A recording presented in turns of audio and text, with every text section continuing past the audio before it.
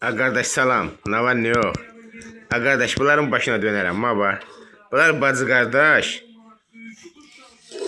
Tere doğrayırlar, doğğa pişirəcəklər. Ben istedim abi. Hə, götür gene doğra. Götürün doğrayın. Tereni qutaran sonra kişnişi doğrayarsınız.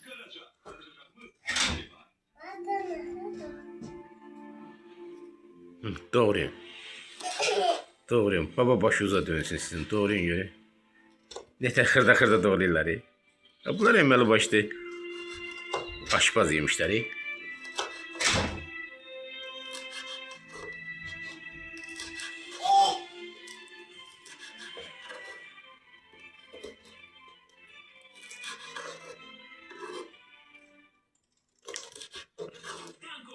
Abbas, Zeynep senden xırda doğrayır ha. Biraz xırda doğra.